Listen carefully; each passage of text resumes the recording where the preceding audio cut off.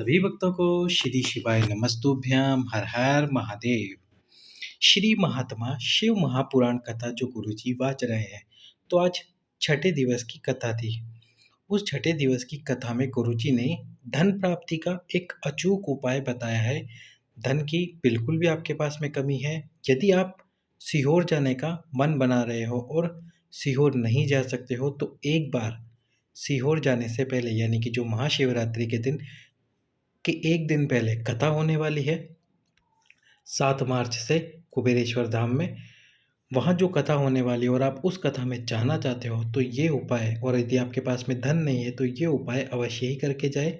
साथ में गुरुजी ने आज की कथा में पत्र पढ़े जिसमें बताया कि एक माता बहन को 18 सालों बाद संतान की प्राप्ति हुई। किस उपाय को करने से उनको संतान की प्राप्ति हुई, उसकी पूरी जानकारी आपको इस वीडियो में देंगे। पर सबसे पहले वीडियो को कर दीजिए लाइक, चैनल को कर दीजिए सब्सक्राइब और इस वीडियो को कर दीजिए अधिक से अधिक शेयर। तो जो सबसे पहला पत्र पढ़ा था कथा में गुरुजी ने संतान की प्राप्ति के लिए, वो पत्र था कमल यादव जी का, जिन्होंने बताया कि गुरुजी, मेरी शादी को 18 साल से अधिक हो गया, संतान की प्राप्ति नहीं थी। सारे डॉक्टरों को दिखा के आई, सब दूर जाके आई, जिस स्थान पर जा सकती थी उस स्थान पर जाकर आई। हर एक जगह जाने पर भी मुझे वो लाभ प्राप्त नहीं हुआ। कौन सा लाभ? जिससे मुझे संतान प्राप्त हो सके, जिससे मेरी झोली भर सके, प्राप्त नहीं हो पाया। हमारे पास में एक महिला रहने आई जो कि शिक्षिका थी। उन्होंने मुझे आपकी कथा के बारे में बताना शुरू किया कि एक गुरुजी हैं, पंडित प्रदीप जी मिश्रा है, जिनका नाम शिव महापुराण की कथा वाचते हैं और संतान प्राप्ति के लिए भी वो उपाय बताते हैं। तुम वे कथा क्यों नहीं सुनती? तो गुरुजी, मैंने वो कथा सुनना प्रारंभ करी। लगातार मैंने 4 कथा सुनी आपकी। 2 कथा थी जो कि 5 दिन की थी और जो 2 कथा थी वो 7 दिन की थी। प्रत्येक कथा में मैंने आसन लगा के बैठा, आसन लगा के बैठी, टीवी के सम्मुख में बैठी। जब जब आप श्री शिवाय नमस्तुभ्यम मंत्र बुलवाते थे, मैं श्री शिवाय नमस्तुभ्यम मंत्र बोलती, बाबा से एक ही प्रार्थना करती, हे महादेव, 18 वर्षों से मैं माँ नहीं बन पाई हूँ, 18 वर्ष से अधिक हो चुके हैं, मेरी झोली नहीं भर पाई है, बाबा मुझ पे कृपा करो, मेरी झोली भरो। फिर उसके बाद में आपकी कथा में मैंने सफ़ेद आंकड़े की जड़ के उपाय के बारे में जाना। सफ़ेद आंकड़े की जड़ का उपाय, जिसमें सफ़ेद आंकड़े की जड़ को 21 बार तुमरुकेश्वर महादेव के नाम से शिवलिंग पे से घुमाकर रजस्वला धर्म के 7वें दिन, या फिर दिन को रजस्वला धर्म नहीं आता, वो सोमवार के दिन या प्रदोष के दिन अपनी कमर में बांध लेते हैं। ये वाला मैंने उपाय किया गुरुजी, और उपाय करने के बाद मेरी झोली भरी और 11/8/2023 को 18 वर्षों के बाद मुझे पुत्र रत्न की प्राप्ति हुई। अगले पत्र की तरफ चलते हैं। जो अगला पत्र बताया, गीता देवी जी ने पत्र बताया था। उन्होंने बताया कि गुरुजी, 20 सालों से मेरे पेट में दर्द रहता था। किस कारण से रहता था ये कोई पता नहीं लगा पाया। सारे डॉक्टरों के पास में जाकर आई, फिर भी मुझे उसका कोई फ़ायदा नहीं हो पाया। तो मेरी ही बहन ने मुझे आपकी कथा के बारे में बताया और कहा कि अब तू स्वयं को महादेव को सौंप दे। बोले बाबा, तेरा ये दर्द पूरी तरह से समाप्त कर देंगे। मैंने आपकी कथा सुनी, एक लोटा जल भगवान शंकर को चढ़ाना प्रारंभ किया। भगवान शंकर के शिवलिंग पे एक कलश जल समर्पित करना प्रारंभ कर दिया। साथ में मैंने पशुपतिनाथ का व्रत भी किया। केवल और केवल 15 दिनों के अंदर ही गुरुजी, मेरा वो दर्द पूरी तरह से समाप्त हो गया, जिस दर्द से मैं 20 वर्षों से परेशान थी। साथ में उन्होंने एक और जानकारी दी पत्र में। उन्होंने मंदिर में देखा कि 2 बच्चे, जिनकी आंखें नहीं थी, अंधे थे, वो भगवान शंकर को स्पर्श कर रहे थे। भगवान शंकर को स्पर्श करके जो शिवलिंग में स्थान होते, उन स्थान को स्पर्श करके जांच रहे थे कि कौन सा स्थान कहाँ है।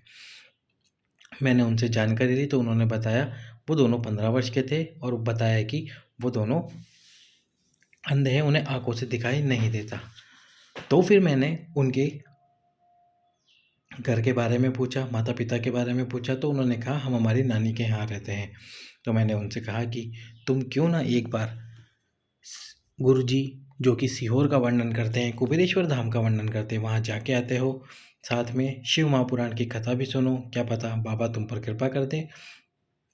तो वह अपनी नानी से, उन्होंने अपनी नानी को शिव महापुराण के बारे में बताया और फिर जब गुरुजी ने कावड़ यात्रा पिछले साल प्रारंभ की थी, उस कावड़ यात्रा में भी वो गए, जल चढ़ाया उन्होंने कावड़ यात्रा में से, और जल तो नहीं चढ़ा पाए लेकिन वो एक स्थान पर बैठ गए सीहोर के अंदर।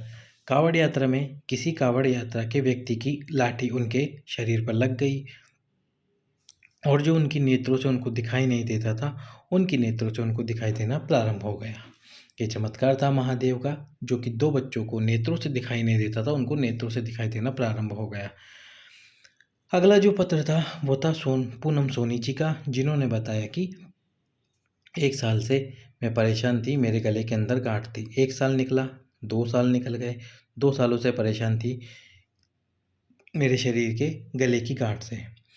फिर मुझे किसी ने बताया कि शिव महापुराण की एक कथा है जो कि पंडित प्रदीप जी मिश्रा वाचते हैं।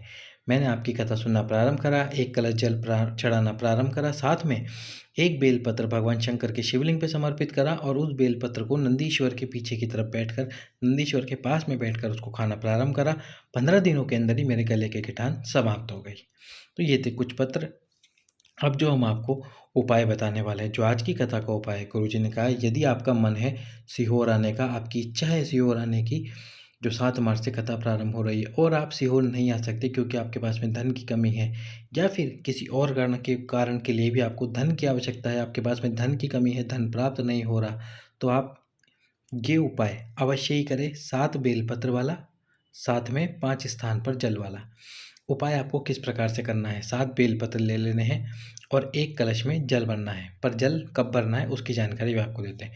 7 बेलपत्र आपने ले लिए। अब आपके घर में आपके पितरों का स्थान होगा, पितरों का स्थान जहाँ पर आप पानी भरकर रखते हैं, जहाँ पर आपका मटका भरकर आप रखते हैं, उसी स्थान पर आपको पहला बेलपत्र समर्पित करना है। जब आप पहला बेलपत्र वहाँ पर समर्पित कर दोगे तो फिर वहाँ से आपको एक कलश जल उस मटके में से भरना है। अब एक कलश जल भरने के बाद में दूसरा जो बेलपत्र आपको समर्पित करना है वो करना है बेलपत्री के वृक्ष के नीचे।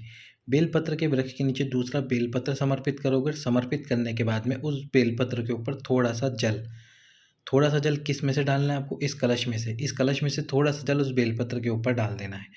फिर आपको तीसरा बेलपत्र समर्पित करना है शिव मंदिर में। ये जो नंदी जी का पैर है आप देख रहे हो, नंदी जी का पैर जो ऊपर उठा हुआ रहता है, इस पैर के पास में आपको तीसरा बेलपत्र समर्पित करना है। इस पैर के पास में तीसरा बेलपत्र समर्पित करना, लेकिन इसके ऊपर आपको जल समर्पित नहीं करना। जब इस बेलपत्र को समर्पित कर दोगे, इस पर जल समर्पित मत करना। उसके बाद में आपको चौथा बेलपत्र जो समर्पित करना है भगवान शंकर के शिवलिंग में। आप जानते ही है बीच में एक मोटी सी लाइन होती है जो माता अशोक सुंदरी का स्थान होता है। इस स्थान पर आपको चौथा बेलपत्र समर्पित करना है, और जब चौथा बेलपत्र समर्पित करोगे तो इसके ऊपर थोड़ा सा जल जरूर समर्पित करना। तो अभी तक आप 4 बेलपत्र समर्पित कर चुके हो और 2 स्थान पर जल समर्पित कर चुके हो।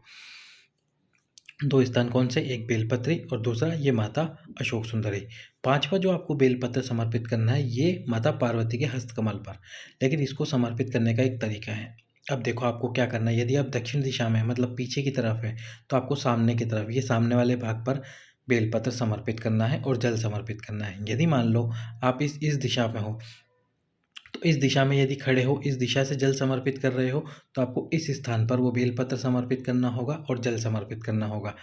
यदि मान लो कि आप इसके विपरीत हो, इस स्थान पर हो, तो इस स्थान पर से आप यदि खड़े हो तो आपको फिर ये वाले स्थान पर बेलपत्र समर्पित करना होगा और जल समर्पित करना होगा।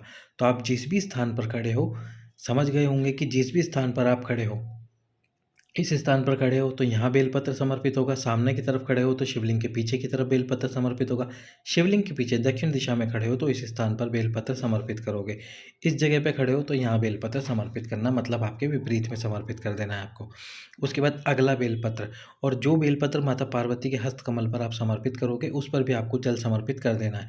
फिर उसके बाद में अगला जो बेलपत्र आप समर्पित करोगे वो समर्पित करोगे भगवान शंकर के शिवलिंग के ऊपर। लेकिन शिवलिंग पे जब बेलपत्र समर्पित करोगे तो आप जानते ही हो बेलपत्र की डंडी आपके विपरीत रखना और उसी कलश में से जल थोड़ा सा शिवलिंग के ऊपर जो बेलपत्र समर्पित कर रहा है उस पर समर्पित करना। अंतिम बेलपत्र जो 7वां बेलपत्र है वो आपको जलाधारी पे स्पर्श कराना है। शिव मंदिर में जो जलाधारी है उस जलाधारी पे स्पर्श कराना। जैसे ही आप जलाधारी देख रहे हो, इस जलाधारी पे स्पर्श कराना है, स्पर्श करा के कहीं रखना नहीं है, अपने हाथ में ही रखना है और जो कलश का बचा हुआ जल है, वो सारा जल इस जलाधारी के अंदर डाल देना।